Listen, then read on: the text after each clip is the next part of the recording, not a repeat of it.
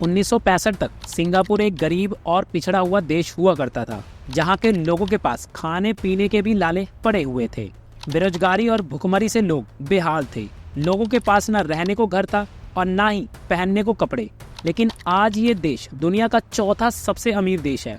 अमीरी का वो हाल है कि हर 6 परिवारों में से एक परिवार करोड़पति है। साल 2023 की बात करें तो जीडीपी के मामले में अमेरिका से भी आगे है ये देश, और साल 2030 तक अनुमान है कि दुनिया में सबसे ज्यादा करोड़पति इसी देश में होंगे। लेकिन सऊदी की तरह इस देश के पास ना तेल के भंडार हैं और ना कोई दूसरे नेचुरल रिसोर्सेज। यहाँ तक कि यहाँ की जमीन भी उपजाऊ नहीं है। फिर ये देश केवल कुछ सालों में इतना अमीर कैसे हो गया? आज के वीडियो में हम आपको सिंगापुर की अमीरी का राज बताने जा रहे हैं, तो बने रहे वीडियो के अंत तक। दोस्तों, अगर एरिया की बात की जाए तो सिंगापुर दिल्ली से भी आधा है। भारत के दक्षिण पूर्व में मलेशिया से एकदम दक्षिणी छोर पर बसा हुआ है ये खूबसूरत देश सिंगापुर। 1965 तक सिंगापुर भी ब्रिटिश सरकार का उपनिवेश हुआ करता था। भारत से इसका नाता काफी पुराना है। कहा जाता है कि 1299 में राजा शूलन के वंशज राम कुमार संग नीला उत्तमा टॉमसेक इस आइलैंड पर आए थे। यहाँ उन्हें एक शेर दिखाई दिया। इसी कारण उन्होंने इस आइलैंड का नाम सिंगापुर रख दिया और यही नाम आगे जाकर सिंगापुर में बदल गया। 11 अप्रैल 1959 को सिंगापुर को ब्रिटिश शासन से मुक्ति मिल गई, लेकिन इससे पहले भी इस देश पर कई और विदेशी ताकतों का कब्जा रहा है। सन 1613 में पुर्तगाल सेना ने इस स्थल पर हमला किया और इसे पूरी तरह से नष्ट कर दिया। इसके बाद यहाँ डच शासन भी स्थापित हुआ, लेकिन 1819 में ब्रिटिश सरकार ने इसे अपने अधीन कर लिया और ये ब्रिटेन का एक उपनिवेश बन गया। सर थॉमस स्टैमफोर्ड रैफल्स ने यहाँ एक बंदरगाह की स्थापना की, क्योंकि ये उनके लिए दक्षिण पूर्व एशिया में व्यापार का महत्वपूर्ण केंद्र था। इसका महत्व वक्त के साथ बढ़ता गया और धीरे धीरे ये एक व्यापारिक नगर के रूप में विकसित हो गया। द्वितीय विश्व युद्ध के दौरान 1942 से 1945 तक जापान ने इसे अपने अधीन कर लिया, लेकिन युद्ध के बाद ये फिर से ब्रिटिश शासन में लौट आया। बात यही खत्म नहीं हुई। 1963 में फेडरेशन ऑफ मलाया के साथ सिंगापुर का विलय कर दिया गया और मलेशिया का निर्माण किया गया।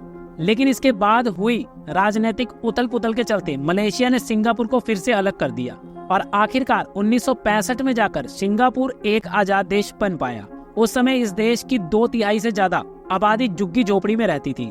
देश में अव्यवस्था का माहौल बना हुआ था। अभी तक यहाँ कोई भी इंडस्ट्री डेवलप नहीं हो पाई थी। बेरोजगारी से युवा का हाल बेहाल था और इस छोटे से देश पर कोई नेचुरल रिसोर्सेज भी मौजूद नहीं थे, यानी कि देश खात्मे की कगार पर आ गया था। सालों तक ब्रिटेन ने इसे ट्रेड कैपिटल की तरह इस्तेमाल किया था और वो यहाँ से चाय, कपास और अफीम का व्यापार करता था। अफीम की लत से लोग अफीमिची होने लगे। इस वजह से क्राइम का दर काफी बढ़ गया था। सरकार के सामने कई सारी समस्याएं आ रही थी। सरकार ने सबसे पहले झुग्गी में रह रहे लोगों की समस्या सुलझाने का फैसला किया। 1966 में सरकार जमीन अधिग्रहण कानून लेकर आई। जमीन खरीदकर उस पर सरकारी मकान बनवाए गए ताकि लोग सस्ती दरों पर अपना घर खरीद सके।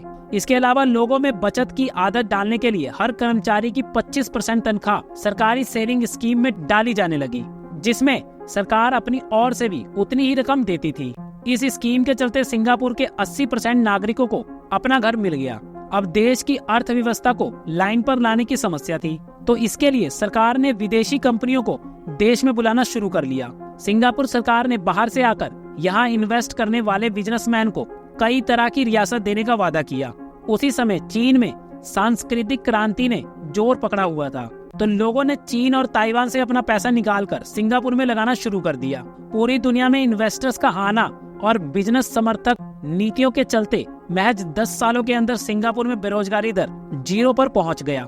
इस दौरान सिंगापुर ने हर साल 9% की आश्चर्यजनक दर से विकास किया था। अक्सर जिस सिस्टम में सरकारी ताकत बहुत ज्यादा होती है, वहाँ भ्रष्टाचार भी पनपने लगता है। लेकिन सिंगापुर के विकास के हीरो ली कॉन ने भ्रष्टाचार की लगाम को भी थाम कर रखा था। उन्होंने सरकारी ऑफिसर को ऊंची सैलरी दी और सख्त कानून बनाए ताकि भ्रष्टाचार के लिए कम से कम इंसेंटिव मौजूद हो, और इसी वजह से आज देश की गिनती दुनिया के सबसे कम करप्ट देशों में से होती है। लेकिन सिंगापुर की सरकार ये जानती थी कि अगर देश को सफल बनाना है तो देश में जनसंख्या नियंत्रित रखना भी जरूरी है। इसलिए सरकार ने 2 से ज्यादा बच्चों के ऊपर भी टैक्स लगा दिया। अगर बात की जाए सिंगापुर की कमाई के राज की, तो इसकी कमाई का सबसे बड़ा रीजन इसकी ज्योग्राफिकल लोकेशन है। ये देश स्ट्रेट ऑफ मलाक्का के किनारे पर स्थित है और पूरी दुनिया का 40% समुद्री व्यापार इसी रास्ते से होता है। इसीलिए यहाँ के बंदरगाह कमाई का एक बड़ा जरिया है। इस रास्ते से गुजरने वाले सभी जहाज यहाँ रुकते हैं और यहाँ फ्यूल भरवाते हैं या रेस्ट करते हैं, जिससे यहाँ का बंदरगाह हमेशा बिजी रहता है और देश की अच्छी कमाई भी होती है।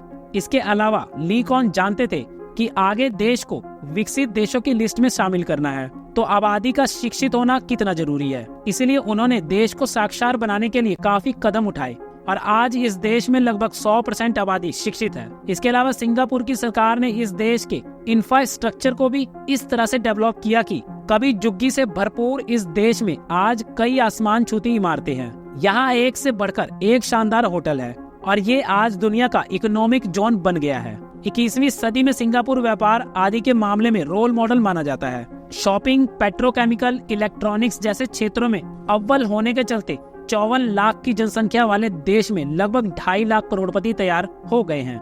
हालांकि सिंगापुर दुनिया का सबसे महंगा देश है, लेकिन यहाँ के लोगों की कमाई इतनी ज्यादा है कि उन्हें इससे फर्क नहीं पड़ता। सिंगापुर ने हमेशा दूसरे देशों के साथ अच्छे संबंध बनाकर रखने की कोशिश की है।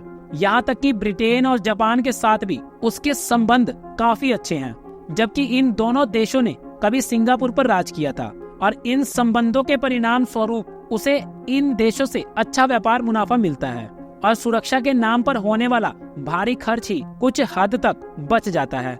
आज कई भारतीय सिंगापुर में काम कर रहे हैं। यहाँ की कुल आबादी में लगभग 8% भारतीय हैं। इसके अलावा यहाँ चीन और मलय लोग भी रहते हैं और ये एक धर्मनिरपेक्ष देश है। यहाँ सभी धर्मों के लोग मिलजुल कर रहते हैं। दोस्तों, आपको सिंगापुर की सफलता की कहानी कैसी लगी हमें कमेंट में जरूर बताइएगा और हाँ, इस वीडियो को अपने दोस्तों के साथ शेयर जरूर कीजिएगा ताकि वो भी इस रहस्य को जान पाए। वीडियो को लाइक और चैनल को सब्सक्राइब करना ना भूलें। मिलते हैं एक और इंटरेस्टिंग वीडियो के साथ, तब तक के लिए धन्यवाद।